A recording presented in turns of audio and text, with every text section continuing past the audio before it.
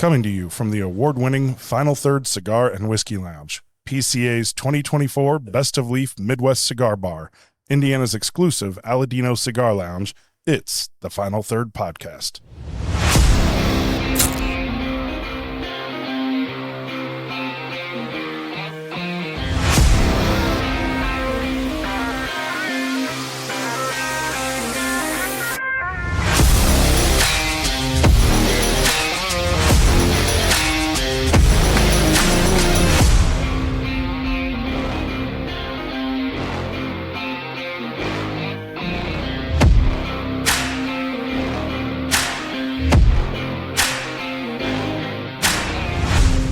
Welcome back to the Final Third Podcast. I'm Rob. And I'm Scott, and we have a special guest with us today. This is Mo Deshong, and Mo is my dad. Yeah, and happy Father's Day. Well, thank you. Yeah, appreciate you coming on with us. This is going to be a fun day. I know it's going to be odd, but we're going to drink and smoke cigars. Is that what we do on this show? Sometimes, yeah. I think so. And actually, Dad, you don't really drink much or smoke much. Not very much. Yeah, so this ought to be kind of fun because it's going to be kind of like having a somewhat newbie on the show. The first thing you did when I came in, knowing I don't drink much and don't smoke much, was set me up with liquor and a cigar. Exactly. Yeah. That's right. Yep. Yep. Yeah, I was going to say, let's move the microphone a little closer. Yeah, so get it's just a little bit more. Okay. We'll figure it out. This will twist down a little bit further for you. There you go. That'll help. Yep. All the fun technical stuff that we have to do here to make the Final Third Podcast work. So, Rob, what are we smoking today, I guess, first? All right. So Scott did share with his dad a cigar that he smokes on a daily. He talks about this all the time. This is his morning cigar. It's the Metropolitan Host. It's got a slight... My dad actually kind of, poked a little fun. He was like, I called it the breakfast cigar for me. And he's like, breakfast cigar? I've not heard of that term before. Yeah. Well, and so it's got a slight sweet cap. It's a nice mild cigar, but he is drinking the Grand Marnier. Grand Marnier. Grand Marnier. Thank you. He's drinking that. Actually, it might go really, really well together. That orange and cream ought to be really nice. I think it's going to be great. So, you're going to have a little bit pairing. of a molasses tip on it as well. That'll be some extra sweetness there. And you don't have to puff a lot because this Metropolitan Host has a very, very thick, rich smoke, which is nice. It's not a full bodied, right? So the flavors are kind of tampered, and you're not going to get like a ton of the tobacco, a lot of the nicotine hit from it. So that's why I like it with coffee in the morning. Yeah. And Scott and I are going to smoke. We're going to go big for Father's Day for us today. We're going to smoke the 1964 Family Reserve, the 45 year. I'm excited about this. I love this cigar. It's a great cigar. The Family Reserves for me do kind of what the 26 and the 64 do individually, both together. Okay, so it's kind of like a blend of both. A little stronger than the 64, not quite as strong as the 26, but does both the spice and the chocolate. I like it. So, Dad, one of the things we do if you want to pick up your cigar, we do what's called the cold draw. And I know your palate is a little bit more like our friend Chris Gordon. It's good. That's what he says. He's not a guy that picks out all these flavors, right? And, you know me and how bougie I am.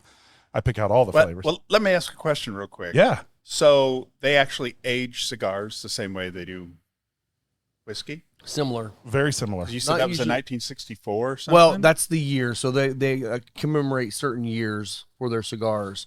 The tobacco itself probably has a couple of years of age on it, and then they roll them and ship them. But it's actually just commemorating a year. I think 64 it's one of the son's birthdays when he was born. Yeah, it's a marketing. 26. You could do worse than having a cigar to commemorate your exactly right. Yes. Yeah. So I think 26 is Jose, and then I think George is the 64. So, and I think they've got some plans for the younger kids coming up too. Now that actually brings up a really good point. Do they ever put age statements on cigars? Only if it's something special. Okay. Kind of like the XO from 1502. It says 18-year age tobacco on it. Oh, okay. Which means it'll be a minimum of 18 Minimum years. 18, because once it's rolled 18, it might be sitting in the humidor for 2 years. Now you're 20 years, and how in the hell have we had this show this long? I've been on here, and I've never thought to ask that question. My dad's on for 2 minutes. And he's like, hey, do they age Now- cigars like that? It was a great question. The one nice thing that's different than liquor is, once you put liquor in a bottle, it stops aging. With cigars, they just keep aging. As long as you keep them humidified properly and the right temperature, they'll keep aging indefinitely. And at some point, you lose some of the flavor, some of the complexity because it just goes beyond what the tobacco can do.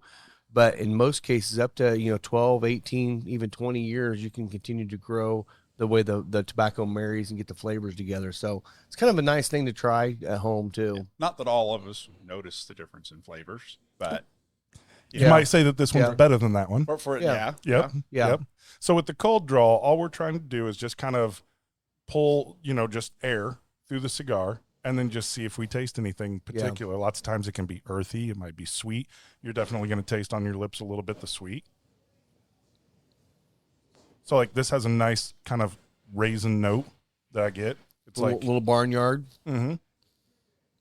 I always like that raisin note. When I get I do something too. that's like a prune or like a raisin, Yep. that's really, really good. I think you usually find that with the more fermented tobaccos, the Maduros. Yeah. So you said barnyard. Yeah. It sounds just So like I it grew up on a sounds. dairy farm. Yeah. Barnyard definitely would have a different connotation for No. me. It's the same. It's So- the same connotation. It's the exact same. It is. It's It's that.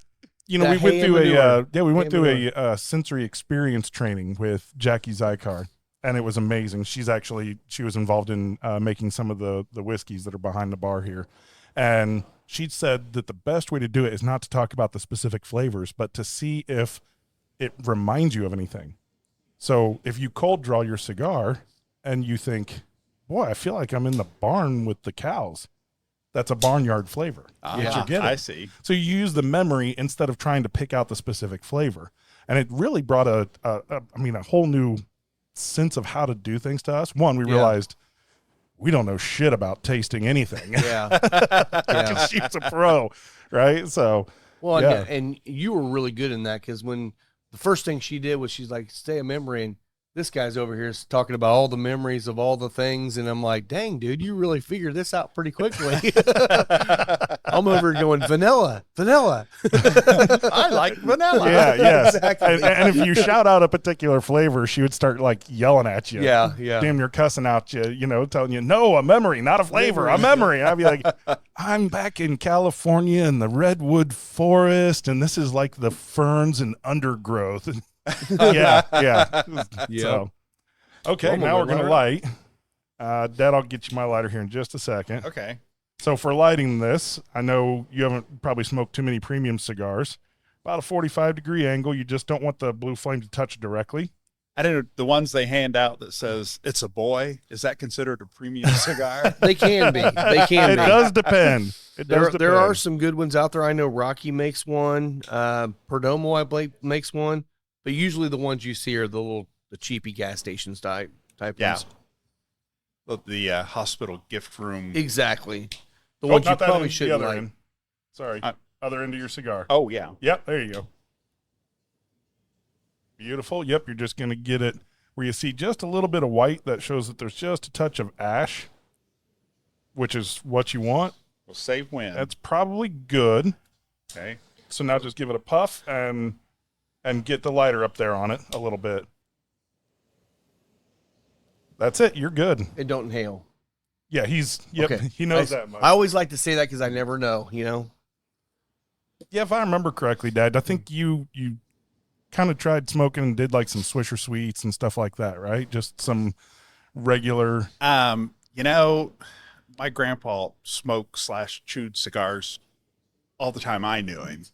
And his truck got smelling like cigars. And when he passed, the next few years, every once in a while, I'd go buy a cigar. I don't think they were premium. They were just $5 for $1 Roy Tans. Okay. I don't There even you think go. they're made anymore. I don't think so. I've not And seen those around. red and white box. And he used to give us these little rings off of them when we were little kids, and we all wore them on our finger till they wore in half. And it was kind of a fight between all of us who got the ring. Yeah, yeah. And so every once in a while, I would buy a box. I generally smoked the one in the truck so I could get that grandpa smell, Yeah. and be like his truck. And generally I ended up throwing the other 4 out because they were in there 2 or 3 years before I wanted one again. I just go buy a fresh box when I wanted one. Yeah. This is That about true. how Memory. often Dad would smoke and drink. Funny story. My wedding ring was lost for a year.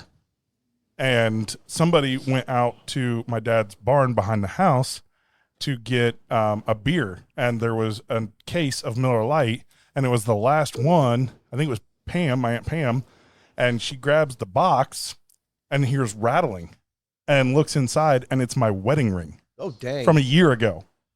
In Wow. a case of Miller Lite that it took more than a year for it to get drank. Well, you know, at least with me around, it was safe. That's true. Yeah, I didn't throw the box out on you. That's very true. Yep. Yep. So I know you don't drink and smoke too much, but I'm glad you're here and joining us for Father's Day. So, Rob, tell us about what you and I are drinking here. Yeah, so this is I fell in love with Garrison Brothers down when I was in Texas a few months ago, and this is the Balmora finish, I think is what they call it. You'll have to look at the bottle. I can't remember what the proof is on it, but this stuff, this whiskey from Texas. I mean, you look at this, it almost looks like cola. It's so dark. With their wide temperature change that they have and this super heat they get down there, it just really pulls more of the flavor, more of the color out of the barrels, and just makes it so much darker and richer. So that's one of the reasons I love Garrison Brothers. But this is a really nice finish, so I like this a lot. Yeah, it's got a really, really aggressive nose on it. Like it's actually even on the palate. It does. It comes at you. It's very oaky, but it's not that tannic thing we got from C923. Right, which is nice. So tannic means like a sandpaper tongue, like when you drink a Burgundy wine. Yeah, that can be like drying that. effect. Yeah. Yeah, that real heavy. This one has a drying. little bit of the drying effect, but not in a bad way. Yep. It's kind of like a really good cab, just going to get you a little drying, but it's part of the experience. Now, the cigar actually pairs really, really well with it. I had some tasting notes and they just escaped my head. I get with the combo, I get a molasses, kind of a, gosh, what's that? I know what you're saying. It's like, sorghum? Well, I mean, it's like a molasses, but it's almost like a combination of molasses and the marzipan. You know that that kind of candied almond thing going. Yep, absolutely. And then, I definitely get some nice high fruit notes out of it. So it's some good stuff. Yeah, it does go well with the cigar. And definitely with the cigar, you're getting more of that marzipan. I'm curious about this combination. Yeah. So have you taken a drink of your Grand Marnier yet? Yeah, I have. Yeah. I noticed the cigar actually does have a flavor to it. Yeah. I would never have paid any attention. It was just always smoked before. You know? Okay. Yeah. It just smelled like Grandpa's truck. So it does have a flavor, but I don't really have anything to compare it to. So no, that's okay. Yeah, but that's great that you actually get flavor off of it. So you guys called it creamy a little bit ago, maybe. Yes. Yeah. And it's maybe a little bit. Actually, yeah. So which is surprising. I drink stout beer, and they have milk stouts, and it's basically like the sweet cream that comes out. And to me, that cigar has a little bit of, the smoke is so rich and thick and creamy, it almost has like that milk sweetness. Which, I mean, obviously, you grew up on a dairy farm, so I remember you saying, didn't you used to go where the milk all collected and just like dunk a glass in there? Oh yeah, we had a 300-gallon refrigerated tank. Oh yeah, and it had a big paddle in it, and you could turn that on high, and it would just mix the milk up almost to a froth. Oh wow! And we would, of course, being little kids, we'd grab a glass and dip down into the big tank of frothy, like 36-degree milk. Oh wow! And might not be the most sanitary. Hey. I mean, these days, milk is the only food that is never touched by human hands before it hits your refrigerator. Oh, wow. Back in those days, probably a few more kids around like me, Oh, yeah. I suspect. Now, would this be before it was pasteurized? Oh, yeah. Yeah, so this was, raw cow. Until I was like, till we got rid of the dairy herd, I was probably 12 or 13. I never had pasteurized milk. Well, I did a little bit because Mom actually bought a pasteurizer thinking it would be better for us, and it lasted for a little bit, then went on the shelf. We never used it again. Yeah. So I don't know what that was all about. It's kind of like everybody that has a juicer at home. Right. Man, this is a great idea. I'm gonna do it every day until you clean it the first time. You're like, God, that was a lot of work. Yeah. Yeah, juicy it is. sauce. Yeah, there's a lot of garage stuff. Yeah, garage there sale is. stuff sitting Yeah. in people's kitchens. Beer equipment. Oh, we both have Rob and I beer both have equipment. lots of beer equipment right now. So yeah. Fire sale. Just as soon not go there. would you? Well, no, it's By the way, if you guys are, if anyone out there is into homebrewing or wants to get into homebrewing, one of us can hook you up because we're getting rid of our stuff. So Or Yeah. even if you just need a really nice stainless steel, whatever. Yeah, they yeah. probably got Yeah. it. yep.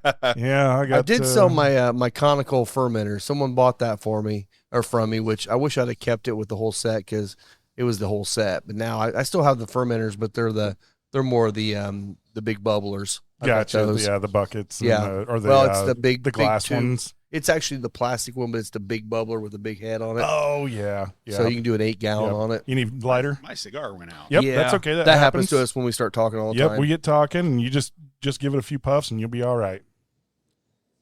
But no, this Balmora, I really love this. I'm pretty sensitive to oak usually, but the oak in this one is almost like a candied oak. It's just so sweet, and I like the flavor of this oak a lot more than I do on some of them. Like even like the Elijah Craig 18. I like that because they did proof it down, so it kind of went beyond the old oak in it a little bit.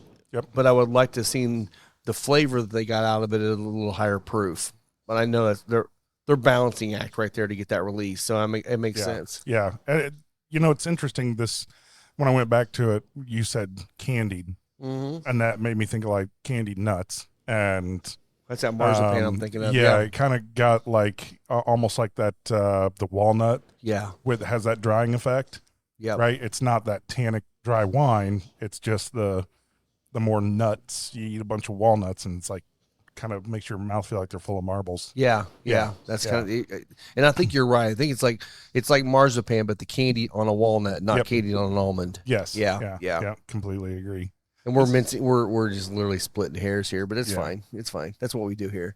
I really doubt if Grandpa ever talked about any of this stuff. No, Sitting I there don't think smoking he a cigar. No, actually, so I remember obviously being Dad's grandpa was my great grandfather, and our family, we just all get married and have babies young. So most of the time, there's like 5 or 6 generations alive in my family at any one time. There's, if you come to Pendleton, there's a lot of us. I tell around. people all the time, if you hit a golf ball, you're probably going to hit a Deshong at some point.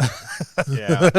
My phrase was, marry young and breed like rabbits. Yeah. That's us. Yeah, Well, yeah, it worked. It worked. So I remember going often over to my great grandparents' house. I think Grandpa died first, but probably when I was 14 or 15, and then Grandma didn't die till I think I was 17. It was pretty surprising. It was my great grandparents, right? Wow. But I do remember Grandpa sitting in his chair, and he had this ashtray, and I could probably find one. You'd look on eBay or something, but it was a big green stone ashtray Some with kind of medallion. yeah, in the there was like center, a if I remember bronze right. or Yeah. Okay. copper medallion in the middle of it, and I just will never ever forget that. And he would always keep a little, box of wood matches, just the small one. Do you know where that ashtray is? No, That would be something fun to have I forever. would love it. You never think about it. It was probably,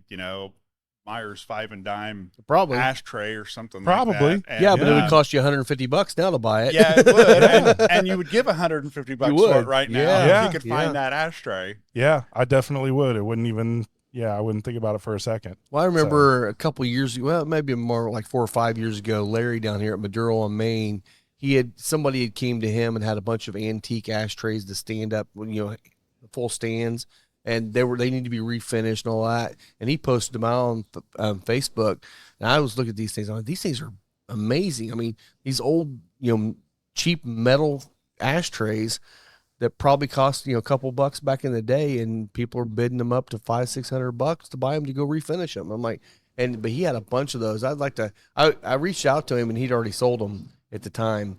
But I wanted to get one of those just to have. Be fun to put one in the corner here, just as an old ashtray. That would be very cool. I'm sure that there's a lot of those good old ashtrays back. Yeah. Cigar smoking used to be a really significant thing. Then cigarettes came along, kind of overtook the market, and everybody got in a big hurry, and now people stop to take time and smoke a cigar, and it's just a different, way to get to a relaxing point where you share with your friends and family. And it's been fun to watch kind of this resurgence in cigar smoking. Yeah. And it becoming, more socially acceptable and not have the negative connotations that lots of other tobacco products have. People recognize it for what it is. Right. Maybe Roy Tan will even come back. I don't think we've seen too many of the old cigar brands come back yet, but it certainly has happened in bourbon, so you never know. That was back in the Dutch Master days. Yeah. Dutch Master was a big one back in that day. 'Cause I remember my grandpa had the box of the Dutch Master boxes. So, That's cool. Man, Yeah. I didn't know you had a history of cigar smoking well, as well. I didn't think about it. I mean, I literally saw the cigar boxes he would have. He would give them to us kids to throw our crayons and stuff in. So, Knickknacks and whatever. I got on the internet and looked for Roy Tan, and had the cardboard boxes. I think there's probably some in here. Yeah. And they're actually collector items now. yeah. I mean, it's like, wow, the red and white box is now a collector box for cigars. Yep. Man. It's amazing. Yeah, there's a big collector market. I mean, if you were in the humidor a little while ago, I mean, a lot of those boxes are works of art, Yes, they are. and they really put a lot of effort to make these things look special. And obviously, they're trying to make them stand out on the shelf. The box helps that, but I hate throwing them away. I don't throw them away. I literally give them away. I throw them out here on the table so people can grab them and take them home. Because you know what, take them home and repurpose them for something better. I hope they keep making fancy boxes. Yeah. I managed to get Janelle, my wife, to let me buy a box of cigars because the box was so fancy. It looked like a big bomb. It was the Warhead 10, and it was like this gigantic box that took up way too much space on the shelf. Oh, yeah. I mean, it was ridiculous to have it in 10 a cigar cigars, lounge. the box was this long. Oh, yeah. It was like 18, 20 inches. Yeah. And it was super cool. And I'm like, hey, I really want, a box of these cigars. And she's like, that box is awesome. Buy them. Okay. All right. I mean, they're. Should I get two? What were they, like 16, 18 bucks a cigar or something like that? Yeah. So, I mean, it was $160, $180 box for 10 cigars. Yeah, but she liked the box. So keep making cool boxes. Yeah, exactly. Yeah. I know the new Los Seis Provincia is going to be kind of a cool box, but it's going to be for Espinosa. It's going to be hard to display. You have to have it on the card again because each cigar is standing up vertically in the box. Pretty cool looking, but it's not real conducive to retail. Right. Yeah. And speaking of new cigars coming in, when's the new Aladino coming in, Rob? I've heard that it's supposed to be landing in Miami, if it hasn't already, the first of the week, and then they'll be shipping pretty quickly. So hopefully the next week, maybe by the time the next week's episode drops, we'll have it. This has been the cigar teaser of the year from Final Third. It's all the time I'm seeing stuff on Facebook, coming soon. And I'm like, when soon? Because it's been about 6 months and we're all waiting. We're excited about it. So do these companies put out press releases when they are going to have new cigars? Sometimes. Yeah, a lot of them do. Yeah. There's a few people in cigar media that will go out there and report on it. And then people like us that just decide to talk about it because we like it. So there's a magazine for cigar smokers, I'm sure. There is, yeah, Cigar Aficionado. Honestly, the best magazine right now for cigars, and this is actually good content for people that maybe don't know, is Cigar Journal. They actually have really good articles, good reporting, reviews, all that stuff. Where Cigar Aficionado used to be the one to go to, but it's become more of a lifestyle magazine, which is nothing wrong with that. Playboy, it except is cigars. Yeah, everybody knows you buy it for the naked ladies, but they think it's all about, the articles. Yeah. How to get like in the old days, how to have a proper quadraphonic setup, right? Sure. Yeah. Oh, yeah. That's why I have Playboy. It has nothing to do with all the naked ladies in there. Exactly. Yeah. So, And Cigar Aficionado's kind of turned into that. Well, it's a nice magazine to have on the tables here for people to kind of look through because it's a quick little. You can look through it. You can find an article you like, or you can look through the lifestyle portion where they're showing the $27,000 watch you can look at, or the $150,000 this and stuff. They'll show that stuff in there, but it's honestly it's not as much of a cigar magazine as it used to be. Yeah. Marcy and I are always amazed at the subcultures. Yeah. And, cigar smoking seems to be another subculture. It is very much. People just kind of come to that. It's just always amazing what it's got a magazine. It's a legitimate subculture. Yeah. Yeah, that's true. That's a great call. I remember you talked about one of the things that you always thought would be fun would be to go to small towns all across the country and go to their version of the diner. So Yeah. here in Pendleton, we've got the diner, or have the round table, Yeah. right? We thought, every town has a round table. I was in Yep. Columbus and went into a diner, and there's a round table and all these old guys with a few young guys sprinkled in. Yep. And I thought a book, we'd just travel around and sit at the round tables for a week, and we'd name the book Knights of the Round Table. And That would be awesome, actually. That would be, it'd be more travel than I'm willing to put in. But Yeah. you're right, it would be awesome. Somebody that really liked me on the road and really So there's a book was a good idea. writer. That is a great yeah. idea. If somebody wants to do the work, we'd all buy it. If you're planning on doing that, we can cut this out so someone else didn't steal your idea, 'cause that's a great idea. Well, it'd make a great book too. It I would. mean, I've read some of those, Travels with Charlie and some of those other books, and Yeah. you got a good author. Yeah. It could be a great book. Well, I would say here, this is probably typically our round table. Yeah. But there's the occasional, depending on who's here, where that becomes the round table, or the center couch section area. becomes the Yeah. round table. It just depends on who's here and what's going on. If there's a hockey game on, a lot of times we might be down by the couch and gathering down there. If Chris and Will get here before anybody else is here, it's right there. Yeah, the 4 chairs over If there. it's us, and we're sitting usually right here. So Thank you to sponsor Deadwood Live. Derek with Deadwood Live is producing top quality live edge products as well as bourbon themed furniture. If you've been in the lounge, you've seen the custom live edge table and barrel stools produced by Derek. Be sure to give him a like and follow on Facebook at Deadwood Live. That's DED Wood Live. And it's interesting the groups that you get to come in here because, I know we haven't talked about it because I don't talk with you much about the cigar stuff because you don't smoke, much. And so it just never come up in conversation. But this is a very social event, like being at the round table. Sure. And you get a lot of the same kinds of people that would go to a round table that come in here. It's just, a gathering place and a place where community and culture is built. yeah, And it's amazing the number of conversations that happen from nothing more than just checking on each other. How's your family doing? How are you doing? How's life been treating you?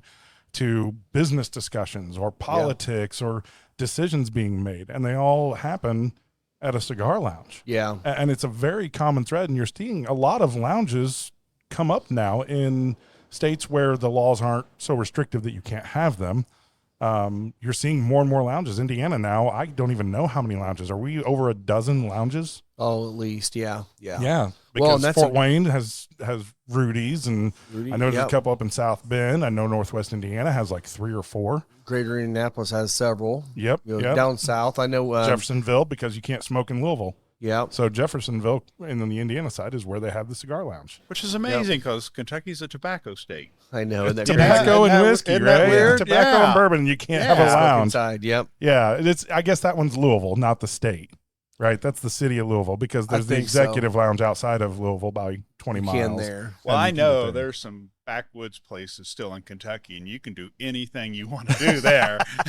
There might be And- a still set and up they do. somewhere. That's right. There Yes. might be. Yep.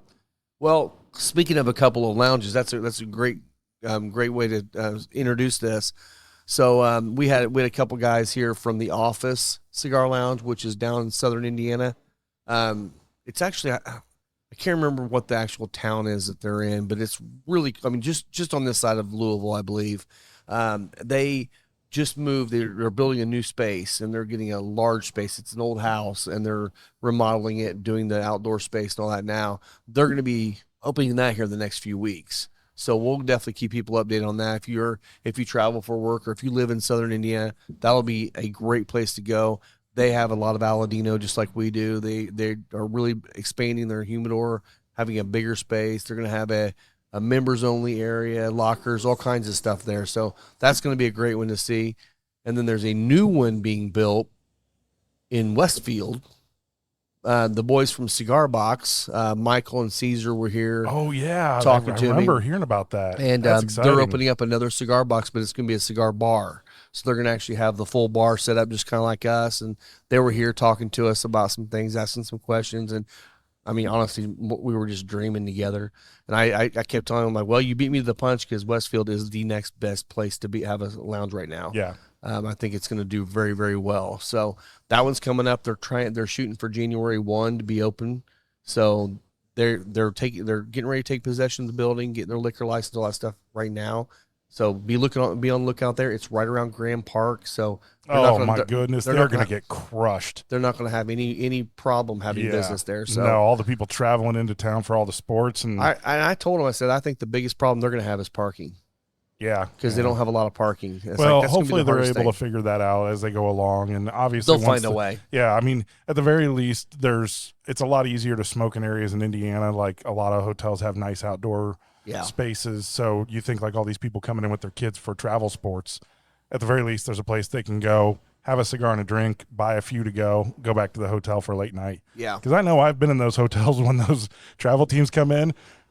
Sometimes I think the travel sports is as much for the parents as it is for the kids. Yeah, I don't know who it's for, but it has to be big, huge business. It really is. It's a business. It's not sports. It's business. It absolutely is. But I mean, you're right. It's kind of like the cigar lounge. You know, when the parents get the kids off to bed, it's like, oh, let's just all go down by the pool or out on the deck and just have a cigar, or just sit out and have a drink or talk. You know. Yep. Parents get together, and that becomes their round table. So. Oh, you can always find a couple cases of beer out there, and they're having a good old time. So it's speaking of business, however, you got a special award here, the Madison County Chamber of Commerce. Yeah. And you guys got awarded the business of the month for June. Yeah, for Madison County. Congratulations! Thank you. Yeah, I know. And it was kind of cool because the day after they nominated us for that, or they came out. Gave us the award, they actually got nominated as the Chamber of Commerce for Indiana. That's right. Month. They did. So they won that. Was that maybe they won it? I think they won it of the year. It's the Chamber of Commerce. Yeah, the Indiana Chamber of Commerce of the year was Madison County. And they're crushing it. Those guys are doing a lot of work in Madison County, really trying to do the right thing as a chamber. You know, there's very few chambers around that I hear much about anymore, and they're actually out there doing it. They're in here all the time. They're in everywhere, and we're the furthest southwest corner of Madison County. Yeah, I mean, the county and they're line's coming just to hang a out mile with us. away. Yeah, you know, they have to go all the way up to Elwood and Alexandria and all that, and then all the way down through Anderson, Markoville, and over here.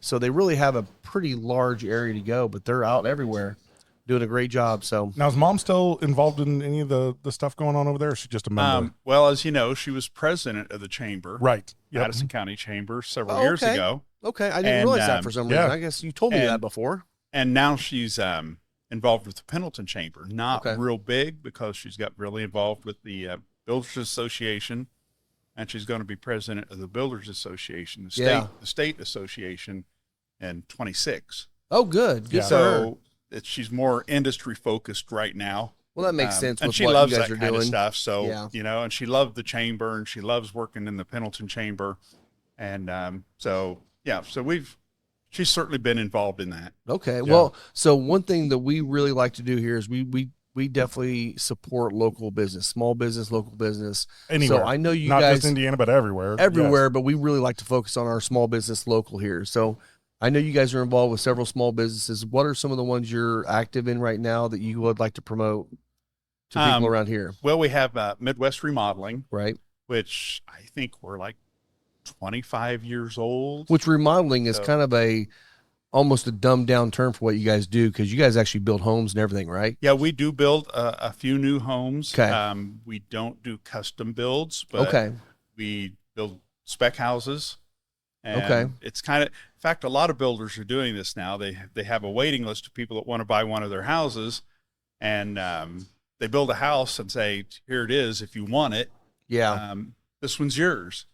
And they don't go through all this customization of everything. I mean, you can just imagine if you walk through your house, the number of things that are there to select from a buyer's point of view. Right. Wow, what a hard job for a builder. 65,000 doorknobs, just so you know. Wow. I know, because they built my custom home, and it took a long time for us to pick it all. So, which is probably why they don't do custom. So we do the same thing. We build it, we do all the selections, we make it, very appealing to a great number of people. Mm-hmm. And then, if you want this one, that's fine. Yeah. And it works out really well for us and the customer, Right. because it's not nearly so stressful on the customer Yeah. to have to do all those selections. But you're also doing bathroom, kitchen, whatever Yes. remodels Yes, throughout, we and that's are. probably one of We're your doing biggest things, quite right? a few kitchens right now. Okay. We do room additions. We've done second story additions, Okay. taking a single story house and make it 2 stories. Okay. And then we have Bronze Bay Tanning, which is also one of our companies. Yeah. Okay. And we've got 5 different locations within a 30-mile radius or so. Okay. Good deal. Good Yep. deal. Greenfield, Shelbyville, McCordsville, Pendleton, Newcastle. Newcastle. Newcastle. I was Okay. trying to remember there was one more out there. Okay. Yeah. Awesome. Yeah, Awesome. my daughter actually, Adele, works for Bronze Bay Tanning. So, Oh, there you Yeah. go. We're- She in we're- Greenfield? she's Yes, Greenfield and she does is. Pendleton some. Gotcha. Yeah. Okay. We're Okay. just entrepreneurial. Yeah. And we've tried stuff and failed too. So we don't talk about those. We talk No. about the ones that are currently going. Well, and some of them are like weird short-term successes. Like when they first started. So the bathroom remodeling company, I love this story. My mom, she was like any of the rest of us Deshongs, ready to get married, ready to have a family, and young. Yeah. Because Dad, I think you were 23. I was 21. Oh, you were 21. She was 17. There you go. Okay. 17. Barely. Yeah. Barely. One Like week, 17. 1 week, and they got married. But we made it to 17. I was saying, how long have you been married? 48 years, I Oh, believe. 48. Congratulations. Wow. That's Thank you. awesome. So obviously, Mom, is spending all the time being a stay-at-home mom, while Dad is running a building company, Deshong Builders at the time. And after us kids, different time, right? Probably, I might have been 8 or something, and she went back to school. She went to college, and she thought she wanted to be an architect. So let's see here, I was 8, my youngest sister was 5, and at the time it was like, hey, watch your sisters. Okay, no problem. Yeah. But Mom was going to classes while we were, in school. I think it was when Beth finally got into first grade that she went. Yeah. And she got through a couple years of architecture school and then decided to change into engineering because architecture was a little too much art, not quite enough math. She ended up not finishing because she started a bathroom remodeling company. They came up with some, this was when the tub liners, being able to put over a cast iron, being able to take the acrylic. I had a customer give me a 1-sheet slick that showed the bathtub liner. And she says, well, this is what I really wanted, because I was trying to spray tubs at the time. The economy was really pretty bad. Yeah. At times. And I gave it to her, and she looked at it, thought, I think I'd like to do this. So Dad has a big, office space off the back of the house, and had, kind of the big meeting table to be able to do all the builder stuff and meetings, and like 2 or 3 computers. And he built one tiny little desk, which was really just a 4-foot countertop. And that Right was behind the door, so she had to move. right every time somebody's coming in and out. And what that you gotta was do. it. That was the start of Midwest luxury baths, later to become Midwest remodeling. And Dad, after having a successful career in building homes, and ended up having after some challenges in 87 to 89 economic situations, ends up starting a company and becoming part of Hallmark Homes. Oh, and okay. and then eventually sold out of Hallmark Homes, and of course that is a big Indiana builder now. Yeah. And now they've sold the company. Oh, Oh, I they? didn't even know that. I didn't know yeah, that. they sold Because it, I knew Derek real well. 3 or 4 years ago, they sold out. Oh, So, I didn't realize that. No. forget the guy that that's running for governor. Oh, really? Yeah. Huh. Oh, for goodness I sake! know, I I can't think, believe I think it it either. starts with a B. Okay. So, okay. But I think his family was involved in that purchase. Okay. I And didn't realize that then Derek sold it. I came in with Marcy, and when we first started, there were 2 bathroom remodeling companies in Indianapolis Yellow Pages. Okay. We finally decided to do all remodeling. I think there was 125. So Wow. obviously that pie was really getting chopped into a lot Yeah. of pieces. And Yeah. so Unless you're listed as AAA bath remodeling, you're not going to get called. that's probably. right. Yeah. Yeah. Maybe even had to go to Midwest is 5A down in there. order to get Exactly. there. Yeah. Well, it's definitely been become a family business. One of the things I liked early on when you went full remodeling, they were known as the company that would take down walls. A lot of people go in and do a kitchen or do a bathroom, and it's not really moving much around. But with Dad's, 25, 30 plus years of experience, probably more like 40 years, because you started with great grandpa when you were a boy, right? Yeah, well, I'm up to 50 years now. 50 Maybe just years. a little more. Wow. Yeah. So Dad can walk in and go, oh yeah, that's a load bearing wall. So we're going to need some sort of beam, and it's got to be this big to support the weight. And they go in and they take your 1970s ranch that's all closed off into a bunch of separate rooms, and suddenly you have an open floor plan. We've done a lot of jobs that other people have said, that can't be done. And we do it. Yeah. Yeah. But that's good. He does not, he's not his own boss anymore. I know. I got 3 women running my life. I know. My wife and 2 daughters, and my daughters have really added to the business, but of course they're running my life now. Well, so we switched places somehow. Not sure what happened there, but it kind of caught me by surprise. I guess. I said yes before I knew what it meant. Sounds like you need to take up cigars and whiskey and sit on the back deck and let them do the work. I think you're probably right. I've been trying to slow down a little bit, and they're not really letting me do that. Yeah. So it's going real well. That's and great. It's real exciting. It's fun and to watch all the success that they have, and seeing my sisters out there. They do all these social media videos where they're going through homes that they've been working on or finished product and showing off some of the stuff that they can do. And it's fun to see like the community response and just how happy people are. It's your home, and it takes a lot of trust to allow somebody to come in and do something like that. So it's been a lot of fun. I did not follow in the family business in any way, shape, or form, nor do I have any desire. I told them, I said, they were like a few years ago, hey, we're putting our will together. What do you want? And I said, nothing with business. Nothing. I don't want anything. Just don't leave me any business for sure. Now, if you buy a home down in Orange Beach, he's probably going to take that from you. That's true. Yes. That one I would take. Well, I have no interest in Orange Beach. Pendleton's just fine for me. That's very, very true. So good stuff. Definitely always promote the local businesses. Absolutely. Support your local businesses as well. That's important with the new cigar lounges coming in. Yeah. Definitely go visit those guys. We always visit them and talk about them when we go and travel. And I will say Jefferson City, Missouri, get your shit together. Okay. Really. No smoking anywhere inside. And Jefferson City's in the middle of nowhere. Oh, geez. But it's the capital of Missouri. So I have to go there for work. And I took like 6 cigars with me in my Claro case. So you can see it down there, down front. You can get that here at Final Third. And I did not get the chance to smoke not one single cigar. Wow. It was brutal. So Absolutely. It's a cigar lounge and you can't smoke inside? No, there's not even a cigar lounge. Oh. Like there's nothing. There's a couple cigar shops, but they don't even smoke you can't outside smoke of your inside hotel or anything? That was the thing is where I was at. There was, first of all, also your parks have no benches. What? I couldn't even go to a park and find a bench. Wow. This is the weirdest town I've ever been in. It's, well, you've been to Frankfort, Kentucky before because you've been down there to Buffalo Trace and I've never been to Buffalo Trace, but I've been through Frankfort. Okay, so if you've ever gone to Frankfort, there's nothing in Frankfort. It's nothing, but I'm pretty sure that they got benches in their parks. But isn't that the capital? It is the capital. That's what I thought. It's tiny. Yeah, there's nothing.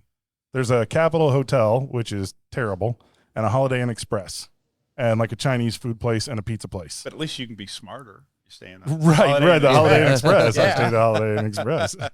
Yep. Well, that's one thing we're talking about. Today's Father's Day. My dad, if he was around, he would be in here all the time. He would be the one creating culture, not what we're trying to do here. Shout out to my dad. Happy Father's Day to you. He's a firefighter for, as long as I can remember when I was a little kid till right before he died. He worked at the factories and all that. So he had the hard work, but he also enjoyed life, and I guarantee he'd been in here smoking cigars and drinking bourbon with us pretty much every day too. So that's fantastic. Yeah, that's fantastic. Yeah. So hopefully you guys are out at this time. Hopefully you guys had a great time hanging out with your father on Father's Day, because like we were joking with Lisa. Mother's Day came around, and Lisa's like, "We're shutting down because we're gonna have Mother's Day and we're not gonna be working, but Father's Day." We're working. And if you're not working, you're at home cooking for the family on your day. Right. It's like, come on. Yeah, Father's Day is a little bit different. Give us a day. I told Janelle, I said, I want to go record the podcast and hang out a little bit. And then I'll probably end my day over at Buffalo Wild Wings, sitting at the bar, having a couple beers and watching the U.S. Open. Yeah. And I'm like, I don't need to be around everybody. I'm around everybody all the time. Yeah. So I'll be fine with that. That'd work out really great. Final Third Cigar is Indiana's exclusive Aladino Cigar Lounge. Come to Final Third for a selection of over 20 different Aladino cigars, including the Cameroon, a wonderful cigar with nice light flavors. Make sure and visit Final Third, the Aladino exclusive cigar lounge for Indiana. Yeah, and I think dads are a little bit more lenient on that. It's like, moms, you got to spend time with mom on Mom's Day. Yes, you do. But on Father's Day, dads just, we drove by the golf course this morning on my way in here. Oh, I bet it was packed. Oh, yeah. So many dads and sons out there, dads and daughters out there, playing golf. I'm like, we just want to get out and hang out with our kids. Or smoking cigars from Final Third. There's a lot of them out there, yes. Yeah. They were, yeah. Because you can buy them there now. Yes. Right? Yep. If you go to the Fall Creek Golf Club. Really? Yep. You can buy Final Third cigars. Yep, we got a humidor over there now. So. Absolutely. So they seem to be selling a lot. They have been selling a lot of the sweet tip. So if you guys are golfing out there, smoke some of the other cigars for them too, so they don't have all the other ones. Stuff. Yeah. And maybe at some point out at the casino, yeah, get some cigars. Well, that I know has been talked about. Working on it. Yeah. Oh, by the way, racing starts on Tuesday night, the 25th. Yes. So we'll be out there on the 25th. We're gonna get there a little early and probably have some dinner with Gene, and then we're gonna sit there and do some shout gambling. out to Gene. Yeah, shout out to Gene. Yep. So we're excited to get over there. Gene is Craig's boss. Oh, yeah, okay. yeah. My cousin Craig works as the director of facilities out there. Forgetting that. Craig Deshong. Yeah. Yes. Yep. I know. Yeah. I remember now. Yeah. So, definitely going to be out there on Tuesday night. Yeah. So this is like the sulky racing or the thoroughbred. This is the or is there the cart racing. Yeah, what do they call that? Yeah, sulky, isn't it? I have no idea. You might know more than I do on that. Oh, Lisa saw my skin when she came in. She wants to check on the 50 Shades of Scotty D. Yeah, go ahead here. You can have. This is a thing we do, Dad. Because my skin is. Your son gets darker than heck, right? Yeah. So Lisa goes into Lowe's or whatever and says, "Hey, do you have like an old Swatch thing?" And, she comes in and is carrying it. And we're like, "Well, you're going to change the paint?" And she's like, "No, this is for you," pointing right at me. And I'm like, "You're going to measure the color of my skin, aren't you?" Yes, I am. All right, Lisa, what is it? I think I'm less red nowadays. I'm a little more brown. Yeah, you look like you darkened up does some. She put that sticky note? She records it to see how I'm changing all the time. Yeah. It's beginning of May because, get into May and I'm out at the track all the time. So that's when my sun really starts setting in. Is it the top one? But even January, she's never going to go to the white section. Even in January. That's for darn sure. Yeah. I'm still too red. Okay. Well, I did, shed a little bit of skin this past week, so that probably made it go back a little bit. I'm surprised at how much red it has in it, but whatever. Well, that's what mine's more yellow. Yeah, you do end up. See, this is, you can tell, this is definitely my dad. There's no question here, right?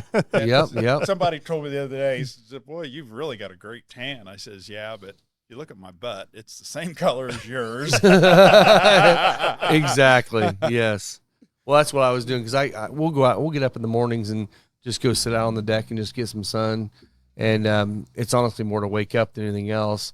I've been sitting on the same side for a long time because I'm nice and dark right through here, but by here around I'm white. It's like I probably should turn around every once in a while. Well, it helps, but unless you're just out in it all the time, you can get tan, but you're not going to get like him. No, the track. I noticed when he comes home from the track, he was darker when he came home from the track than he is now. He was. Yeah. I haven't been outside much the last couple weeks, so. Yeah. But we're coming up. Got Independence Day party coming up, so I'll be outside all day for that. And pool now is I'm ready to come over to the pool because this next week it's supposed to be brutal. Yeah, it is. Pushing 100. Yeah. It's going to be hot. You be safe out there because I know we got a lot of Midwest listeners and it's going to be dangerous. Yeah. So keep drinking bourbon, but drink a lot of water with it. Exactly. Yep. Yes. Definitely keep drinking bourbon. Yeah, and you can take your cigar in the pool. It's okay. As long as it doesn't get wet, you're fine. Exactly, yeah. Yep. So what else we got to talk about Well, we today? got some interesting news. We haven't talked about food yet. Okay. This is always a thing, Dad, where it's how long does it take to get to food, and we're 45 minutes in, so this is like the longest. I think this might be a record. It might be the longest we've ever gone without talking about food early in the podcast. Well, you got a newbie asking questions. That's true. That's good. You're repeating things. All right, we'll you've blame been you. talking We'll about blame for you. years. Totally okay? your fault. Totally your fault. Yeah, we'll blame you. So this week in food, and thank you to Mike for putting the notes together. He always does a bang up job. He couldn't be here because he's doing his regular job. He's running the video for the Fever today. Yeah. And boy, we could talk about that for a little bit because, wow, that's Some of that's pretty ugly. It is pretty ugly. It is, yeah. But Joey Chestnut, you guys hear about this? Dad, you know who Joey Chestnut is? I've heard the name. He's but the no. food guy, the eater, like the competition eating guy. He's like 100 hot The dogs. hot dog guy. Yeah, I the just hot dog read guy. about that, and he signed a contract with another company. A vegan company. Yeah, and so he couldn't participate in the. He got cut out of the Nathan's hot dog eating contest. Yeah, And so now Netflix is doing a specific vegan eating contest to compete live against the Nathan's hot dog eating contest. it kind of sounds wrong to me, you know. It You sounds and me pretty both. weird. That's terrible. I'm I'm trying to figure out which one's going to tear up which person's gut the most. Yeah, I was going to say. I mean, there's he some. said that it never has bothered him.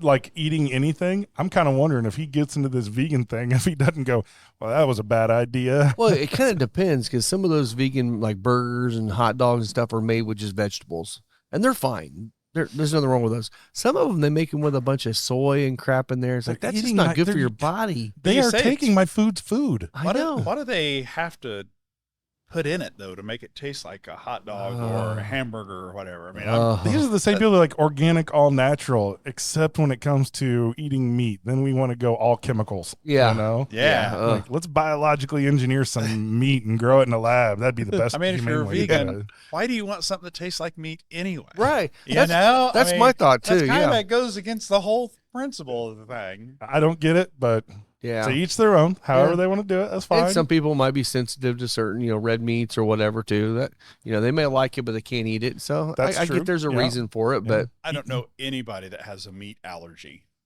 I No. don't Really. know. Have of you ever anybody. heard of that? Maybe a hot dog allergy. I could. See Well, that, I mean, but they put lips and assholes in those things. So, I know. yeah. So that's kind of the food news that surprised the hell out of me. Just couldn't believe that. that is kind of funny. On the bourbon front, Yeah. I saw that. Angel's Envy, they're offering their first ever non-finished bourbon. So for those that know Angel's Envy, Louisville based, right? Yes. Yep. So they got their distillery right there downtown Louisville. A lot of people, and Dad, if there was ever going to be something that you'd try that would be more of like the straight kind of whiskey thing, probably the Angel's Envy Rye. Yeah. It tends to be a really good starter drink. And a lot of people really, really like it, even if it's a couple cubes, because I think it's only 90 proof, right? I think it's 90. Yeah. Yeah, I don't think they Somewhere go to in there. 100. Yeah. But it is a rye whiskey, but to me, it comes across as too much peanut butter, but a lot of people really, really love it. That's all been sourced, right? Angel's Envy, or is that all their own stuff? No, it's their own It's stuff. their own stuff. Yeah. Okay. Yeah. I'm pretty sure.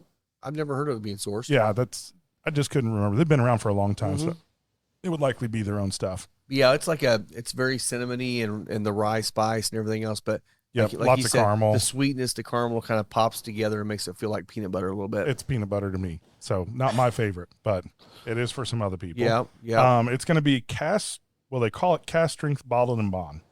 Which that didn't make sense. It doesn't. It doesn't make any sense to me at all, because cast strength is usually whatever it comes out of the barrel.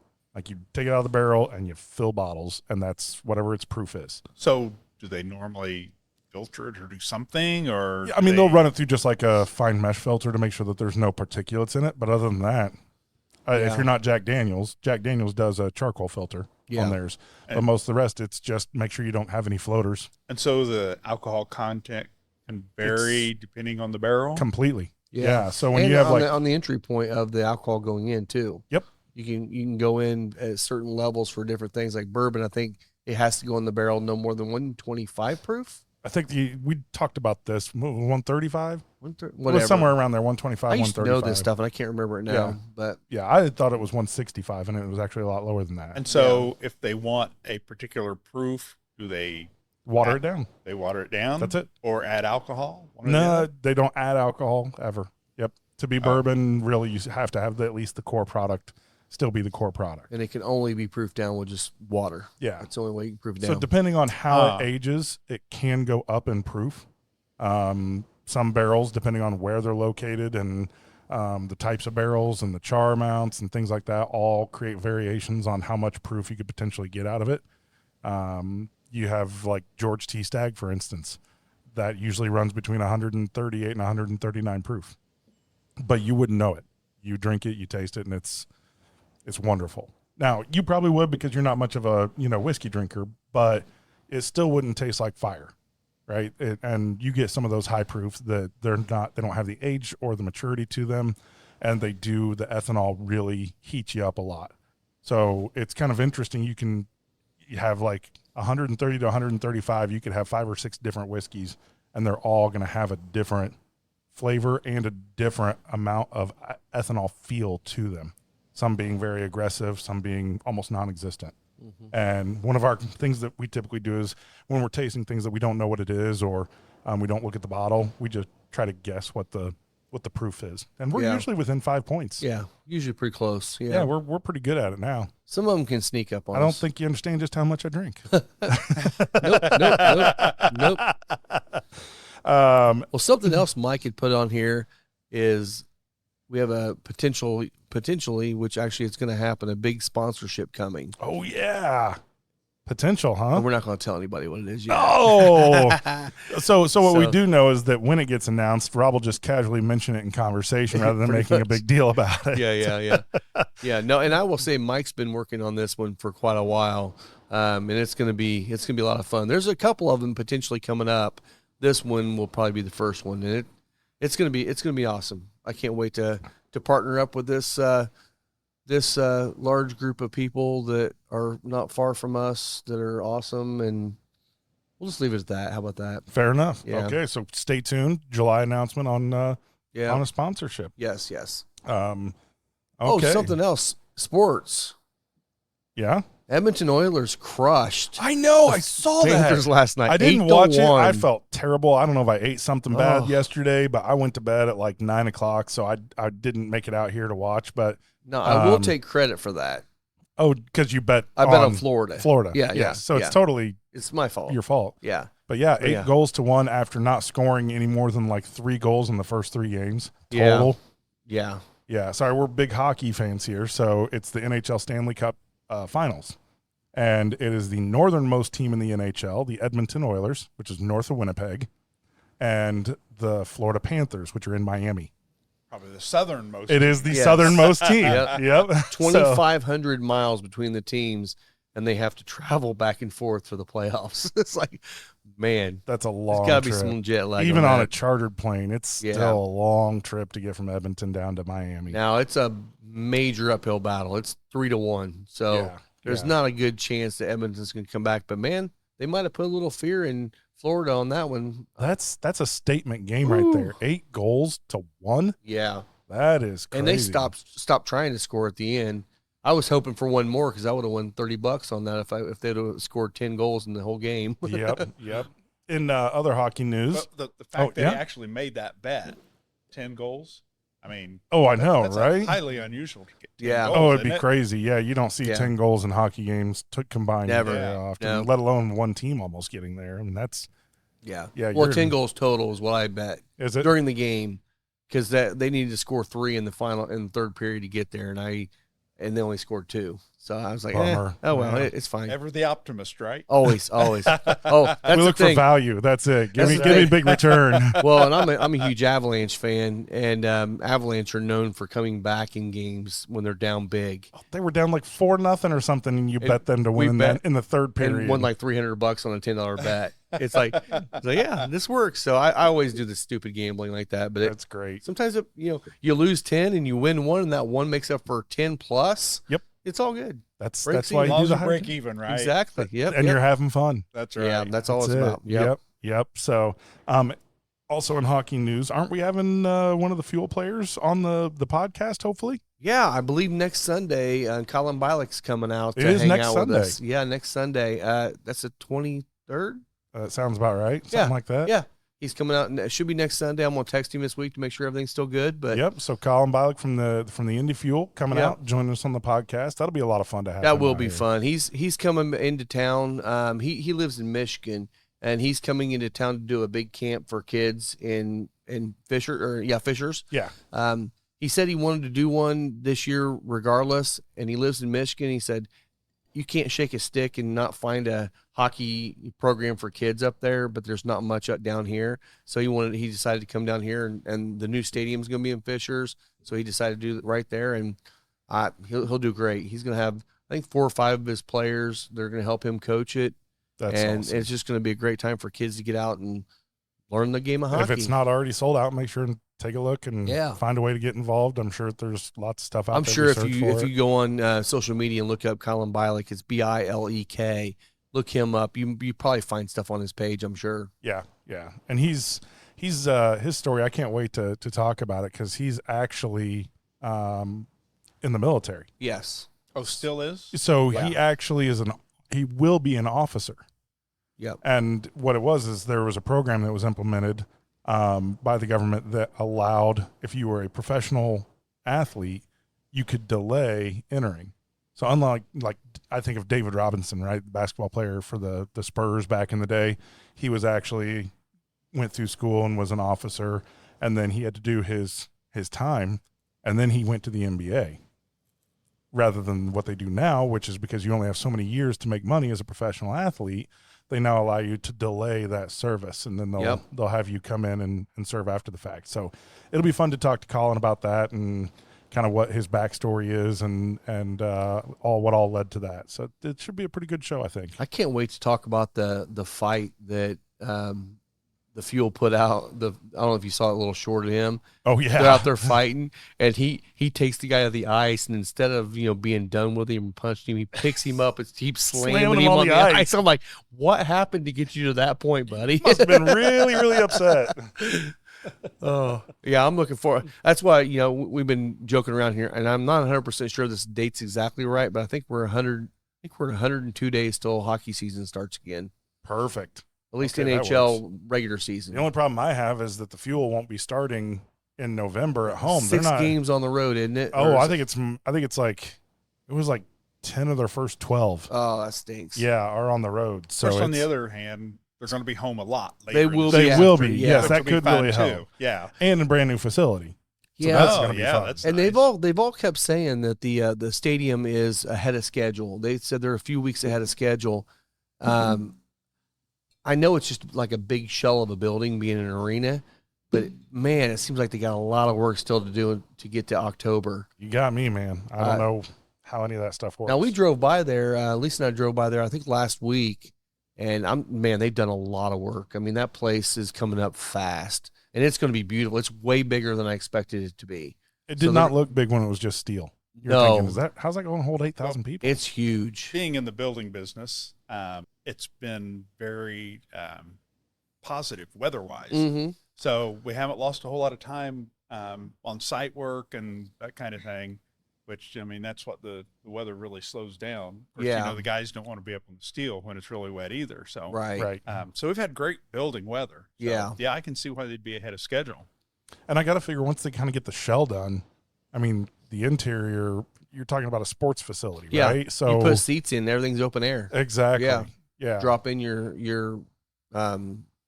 jumbotrons and all that stuff, and Right. A You lot gotta- of just you electronics. got to how get it it works. dried in. So, Yeah, I mean, you yeah. got to get a roof on it. Yep. And then you can do the HVAC, inside pretty much electric, everything you all want. They'll Yeah. pour the concrete down, and I'm sure then they'll have however they set up the ice, and probably the floor that'll roll Did you out or see whatever. the how they did that? There's pictures on social media about the floor, and it's just, I mean, it's got to be miles of pipe that goes The through. refrigerant pipe. Yeah, to be Yeah. able to cool the floor to get it down to where it will freeze. Yeah. Now, I haven't seen the plans on this or not, but when we were talking to the girls down at the Fuel, they were talking about having an electronic pull-out floor to go over the ice whenever they have like concerts or Really? stuff like that. I wonder if that actually happened or if they're going to do like they did down at the fairgrounds, which is a lot of work. That's what I would I guess don't they know. would go the electronic. They have to Yeah. because Yeah. they're talking about by year 5, they're going to have 260 to 280 events in there per year. And you've got ice in there half the year. Yeah, and that's a lot of work to go Do back they and actually let forth. it thaw out? No, So it goes over the top. I know, but you Yeah. said they'd have ice half the year. Yes, they I'm will. assuming they keep it frozen the whole time. No.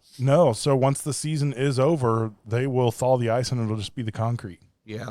Yep. So And they they don't just- have to run the They refrigeration. just run that floor out over it and yeah. Yeah. pipe underneath and have Yeah. events. Well, all the pipe is in concrete and it chills the concrete down. Oh, I see. Yeah. Yeah. The actual concrete itself goes sub-freezing. So they got 4 or 5 inches of styrofoam underneath the thing and Yep. Yeah. and Insulates it, concrete keeps on going. top of that. Yep. Exactly. Yeah. Wow. I know, right? And they have to be able to support a lot of weight on that concrete because they do concerts and stuff in there. So you're talking about putting Yeah. a lot of staging and a lot of lights and Knowing how to build that kind of stuff just kind of makes me drool. because Yeah. I like to build stuff, you know. I just Yeah. I Yeah, would would have you- really enjoyed something like that. Would you want to be in charge of a project that large?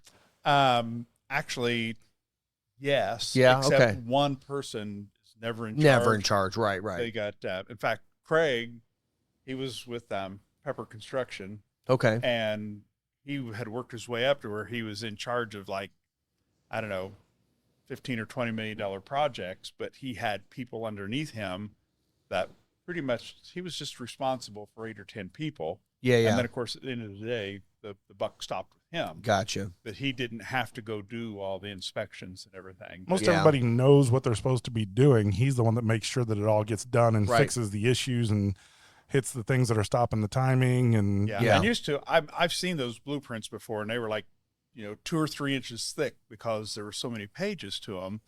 I suspect it's all electronic now. it's all on iPad. Yeah. Yeah. I remember Yeah. Craig talking about it, and he could go in, and even like where all the electrical and everything went, you just would get a 3D and you could just move like through it on your iPad and see exactly where you're supposed to be running everything.